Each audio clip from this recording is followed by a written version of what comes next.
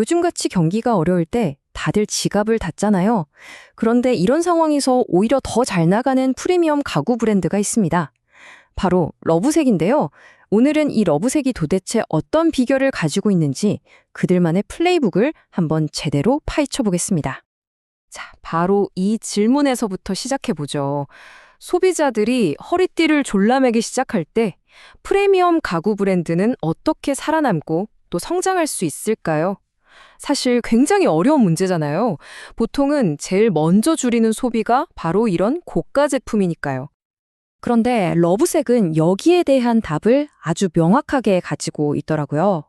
그게 뭐냐면 바로 고객 확보 엔진입니다. 이들은 이걸 스스로 우리의 슈퍼파워라고 부를 정도예요. 뭔가 대단한 게 숨어 있을 것 같죠? 자, 그럼 지금부터 러브색의 성장 비결, 그 슈퍼파워의 정체를 본격적으로 파헤쳐 보겠습니다.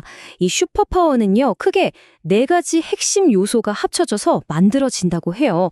고객을 끌어들이고 또 꽉 붙잡아두는 비결이죠. 하나씩 차근차근 뜯어보겠습니다. 그 네 가지가 바로 이겁니다. 브랜드 마케팅, 그리고 디지털 경험, 오프라인 쇼룸, 마지막으로 파트너십. 이 각각도 물론 중요하지만 러브색의 진짜 무서운 점은 이 네 가지가 완전히 하나처럼 톱니바퀴처럼 맞물려서 돌아간다는 거예요. 이게 어떻게 합쳐져서 엄청난 시너지를 내는지 지금부터가 진짜 재밌는 부분입니다. 자, 첫 번째 열쇠부터 보시죠. 바로 마케팅입니다. 아주 현대적인 플레이북이라고 할 수 있는데 핵심은 간단해요. 고객이 있는 곳으로 직접 찾아간다. 이거죠. 근데 왜 이런 변화가 필요했을까요? 3분기에 딱 문제가 터진 거예요. 중산층 소비자들이 갑자기 큰돈 쓰는 걸 망설이기 시작한 거죠. 심지어 비교적 저렴한 제품들까지도요. 시장이 얼어붙고 있다는 아주 위험한 신호였습니다. 그래서 러브색이 어떻게 했냐고요? 정말 과감하고 빠른 결정을 내립니다. 예전처럼 그냥 TV에 광고하는 그런 방식은 이제 그만. 대신에 돈을 어디에 썼냐면 바로 유료 인플루언서, 데이터를 기반으로 한 디지털 광고, 그리고 AI 검색 같은 정말 핀포인트로 고객을 찾아갈 수 있는 곳에 집중 투자를 한 거죠. 완전히 판을 바꾼 겁니다. 그리고 그냥 광고 채널만 바꾼 게 아니에요. 내용을 보세요. 완전 힙하게 갔습니다. 브리트니 스노우나 베서니 프랭클 같은 셀럽이랑 손잡고 NFL 슈퍼스타들이랑 같이 킥오프 이벤트를 열고요. 심지어 다들 기억하시죠? 영화 트와일라이트로 향수를 자극하는 캠페인까지. 그냥 제품 광고가 아니라 문화적인 대화에 끼어들기 시작한 겁니다. 자, 마케팅으로 고객의 관심을 끄는데 성공했다면 그 다음은 뭘까요? 바로 경험이죠. 온라인이든 오프라인 매장이든 고객이 우리 브랜드를 만나는 모든 순간을 완벽하게 만드는 것. 이게 바로 두 번째 슈퍼파워입니다. 러브색한테 웹사이트는 뭐랄까 전 세계에서 가장 큰 플래그십 스토어 같은 거예요. 24시간 365일 문을 닫지 않는 가장 중요한 매장이죠. 그래서 이 온라인 매장을 개선하는데 정말 어마어마한 노력을 쏟아부었습니다. 그 결과가 어땠을까요? 와, 이 그래프가 모든 걸 말해줍니다. 3분기 중반에 마이너스를 찍던 매출이 전략을 바꾸자마자 분기 말에 바로 회복세로 돌아섰고요. 그리고 대망의 사이버 먼데이에는 그냥 역대급 사상 최고 매출을 찍어버립니다. 디지털 경험 개선이 얼마나 중요한지 정말 제대로 보여준 거죠.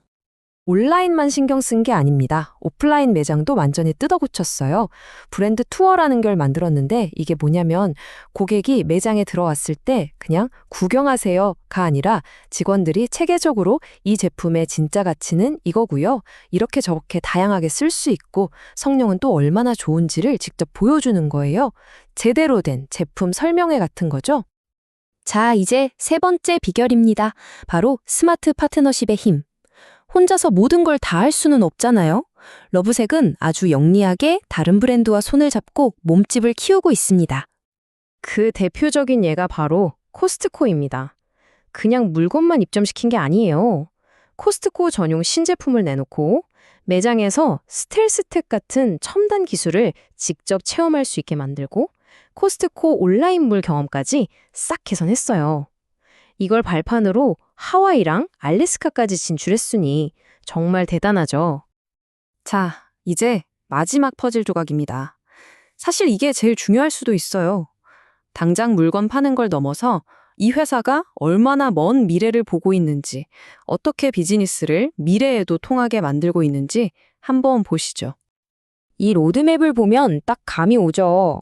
단순히 가구를 파는 회사가 아니에요. 고객이 쓴 제품을 다시 사주는 재판매 프로그램, 쓰던 걸 반납하면 새 제품을 할인해주는 보상 판매, 심지어 집안 원하는 방까지 배송해주는 서비스까지. 한 번 고객이 되면 평생 함께 가겠다는 의지가 보입니다. 그리고 정말 깜짝 놀랄 만한 계획이 나옵니다. 바로 생산 기지를 전부 미국으로 옮기겠다는 겁니다. 요즘 같은 시대에 이건 정말 엄청난 결정이죠. 아니, 미국 인건비가 얼만데 이게 가능하냐고요? 바로 여기에 비결이 있습니다. 자동화 가능 디자인. 애초에 제품 설계 자체를 로봇이 만들기 쉽게 완전히 뜯어 고친 거예요. 신소재를 써서 내구성은 높이면서 생산은 자동화 로봇이 착착 할 수 있도록 말이죠. 이게 바로 신의 한 수였습니다. 그렇다고 큰 공장 하나를 짓는 것도 아니에요. 더 똑똑합니다. 미국을 동부, 서부, 중부 이런 식으로 나눠서 각 지역을 커버할 최고의 파트너 3곳과 손을 잡은 거죠. 이렇게 하면 물류 비용도 줄고 배송도 훨씬 빨라지겠죠? 정말 전략적입니다. 회사 사장인 메리 폭스가 이런 말을 했어요. 미국 내 자동화 생산은 저희의 오랜 꿈이었고 이게 현실이 되는 걸 보니 정말 흥분됩니다. 이 말에서 딱 느껴지죠. 이건 그냥 돈 계산에서 내린 결정이 아니라 회사의 철학과 비전이 담긴 정말 큰 그림이라는 걸요. 자, 오늘 러브세계 이야기를 쭉 훑어봤습니다. 마케팅부터 고객 경험, 파트너십, 심지어 생산까지 사업의 모든 영역을 혁신하고 있잖아요. 과연 이런 러브세계 방식이 앞으로 다른 브랜드들도 따라야 할 새로운 정답, 새로운 플레이북이 될 수 있을까요? 여러분은 어떻게 생각하시나요?